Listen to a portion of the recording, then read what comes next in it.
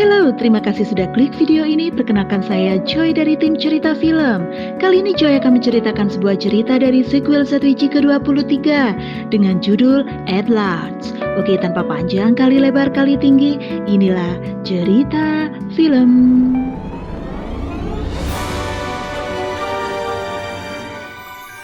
Di suatu hari, Zatoichi yang sedang bepergian tiba-tiba mendengar sebuah teriakan di mana seorang wanita diburu dan dirampok oleh seorang samurai.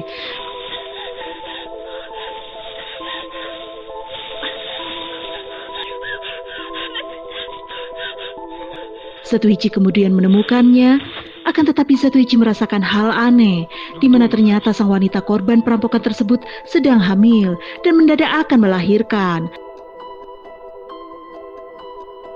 Mendapati kejadian tersebut, Zatoichi pun bingung, hingga akhirnya ia pun nekat membantu persalinan wanita tersebut.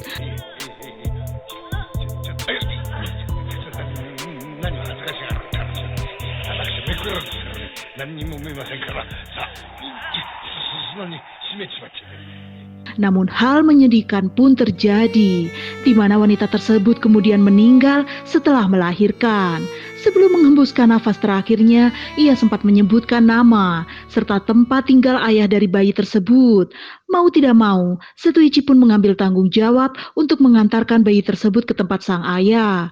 Dan tidak jauh dari tempat Zatoichi, tiba-tiba muncul seorang anak kecil yang memperhatikan Zatoichi, di mana ketika hendak pergi dari tempat tersebut, sang anak melempar batu ke arah Zatoichi. Dan hal ini terjadi beberapa kali di sepanjang jalan menuju daerah yang dituju.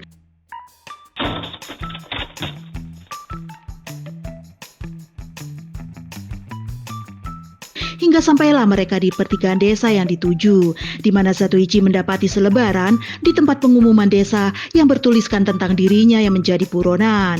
Zatoichi mengambil selebaran tersebut dan memasuki desa, di mana ketika di desa, Zatoichi mengikuti sebuah perjudian, namun ia dibayar hanya sebagian tak kala ia memenangkan perjudian tersebut. Zatoichi kemudian mengikuti anak muda itu. Setelah ia bertanya tentang orang tua bayi yang ia bawa yang bernama Zataro. Hingga di suatu tempat, dikarenakan informasi yang tidak benar, Zatoichi pun mengumpat bandar judi tersebut di hadapan seorang lelaki setengah baya yang baru datang. Yang ternyata itu adalah ayah dari anak muda tersebut, di mana sang ayah adalah deputi daerah tersebut yang bernama Tobei.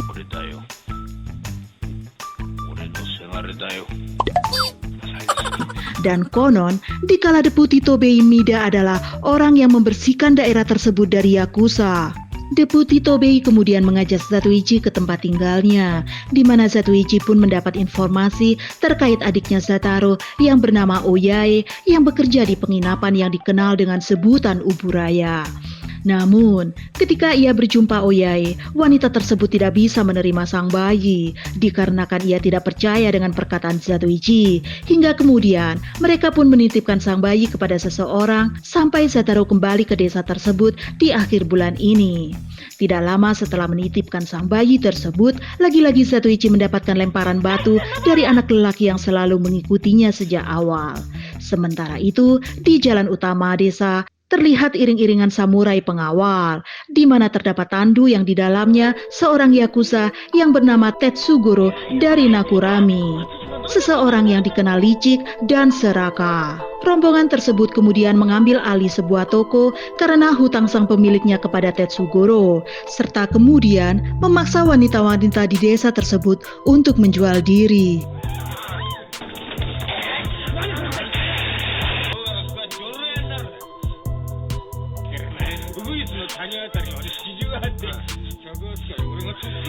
Demikian pula dengan deputi Tobei. Mereka mendatangi rumahnya dan meminta kerjasamanya, akan tetapi deputi Tobei enggan dan tidak menanggapinya. Hingga akhirnya di malam harinya, anak buah Tetsugoro kembali mengumpulkan wanita-wanita di desa tersebut yang terikat hutang untuk dijadikan kupu-kupu malam, termasuk salah satunya Oyae.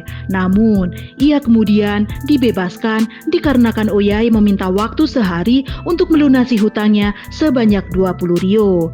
Begitu pula yang terjadi terhadap pekerja seni yang akan memeriahkan festival di daerah tersebut. Mereka dimintai 10% dari penghasilan yang mereka dapatkan. Hal ini membuat ribut orang-orang, akan tetapi mereka tidak berani melawan. Hingga datanglah Deputi Tobei yang dengan marah memperingatkan Tetsugoro. Hal itu membuat salah satu anak buah Tetsugoro terlihat akan mencabut katananya.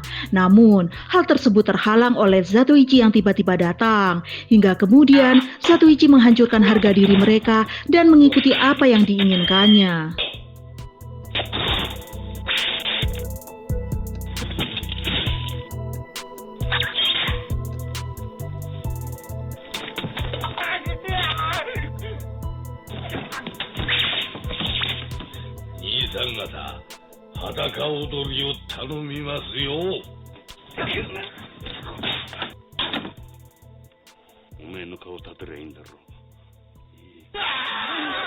Hal ini membuat Deputi Tobei tersenyum melihatnya. Selepas itu, Zatoichi mendatangi ke tempat ia menitipkan bayi. Namun Oyae telah mengambil bayi tersebut, di mana kemudian Zatoichi menemukan Oyae yang sedang mengemong sang bayi. Oyae pun menceritakan yang terjadi.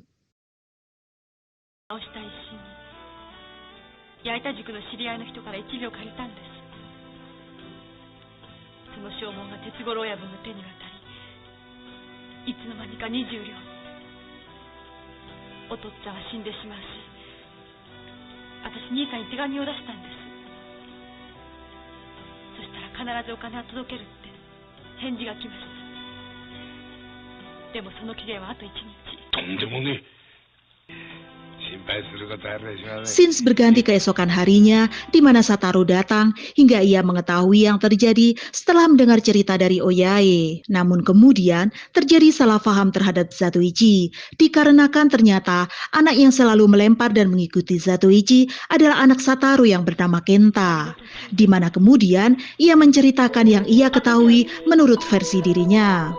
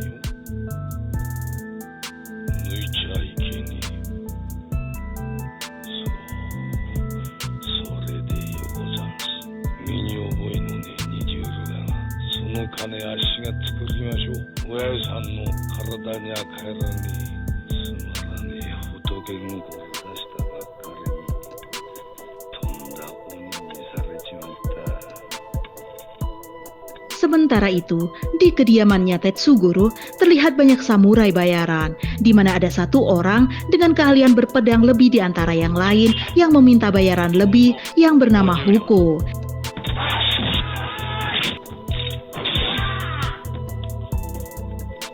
Hingga kemudian samurai tersebut bertemu Zatoichi dan masing-masing mengeluarkan sayatan cepat yang membelah masing-masing tempat air yang ada di bawah.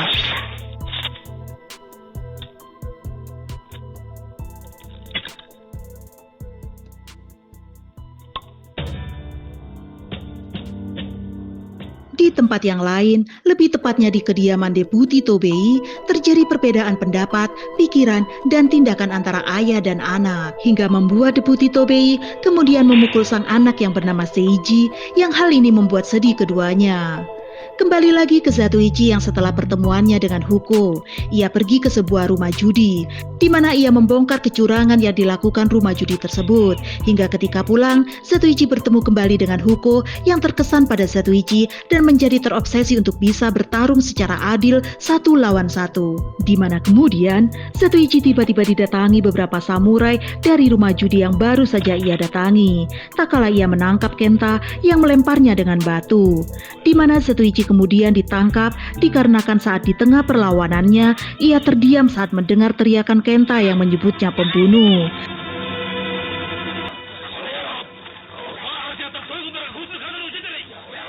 Zatoichi kemudian diikat dan diseret serta disiksa oleh anggota-anggota rumah judi. Hoku yang melihat tersebut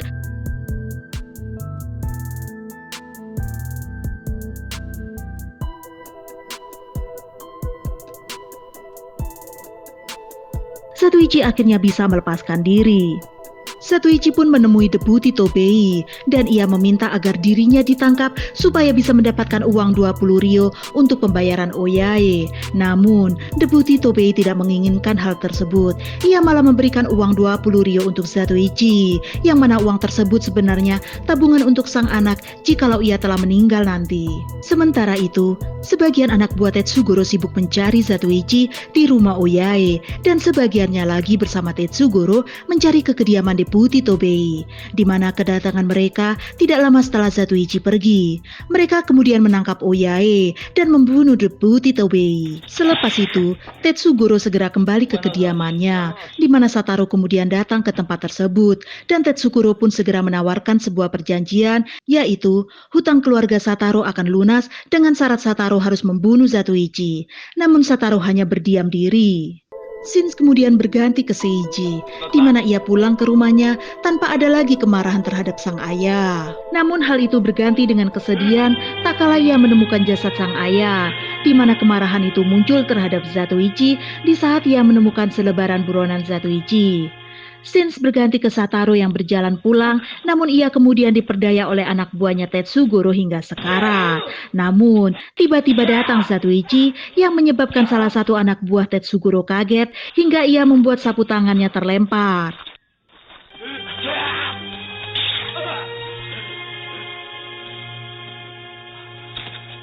Hal inilah kemudian disadari oleh Satoru di tengah sekaratnya, dikala ia meminta Kenta yang sudah memperhatikan mereka dari awal, di mana ternyata sapu tangan tersebut adalah milik istrinya sebagai pembungkus uang yang dirampok.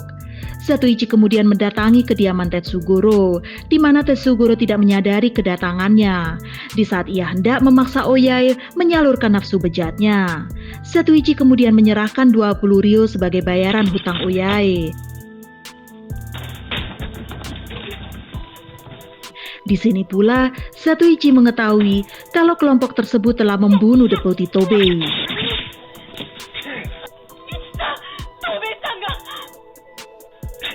Namun kemudian, Zatoichi balik meminta 200 ryo kepada Tetsugoro.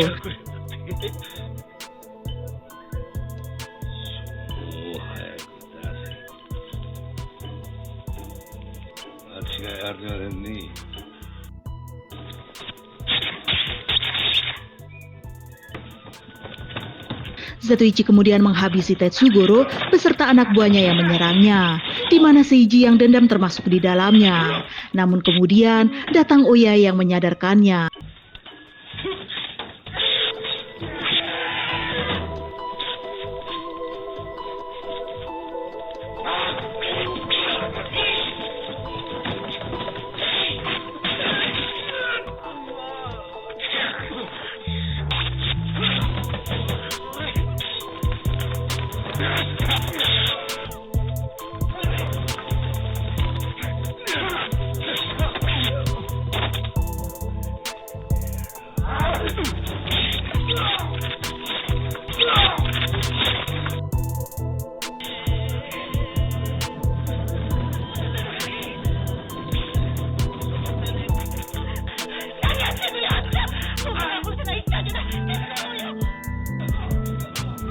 Hingga Seiji pun kemudian membantu Zatoichi menghindari keroyokan dan melarikan diri.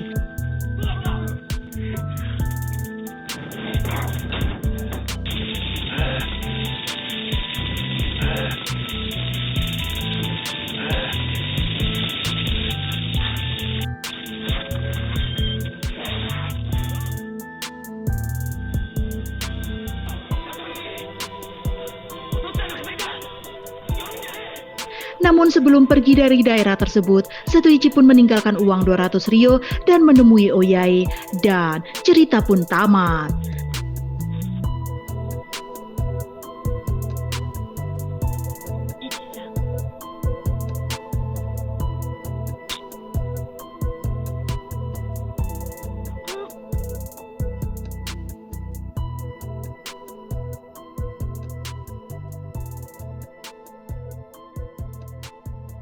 Terima kasih teman-teman telah menyaksikan video ini hingga akhir. Jangan lupa subscribe, like, and share. And wassalamualaikum warahmatullahi wabarakatuh.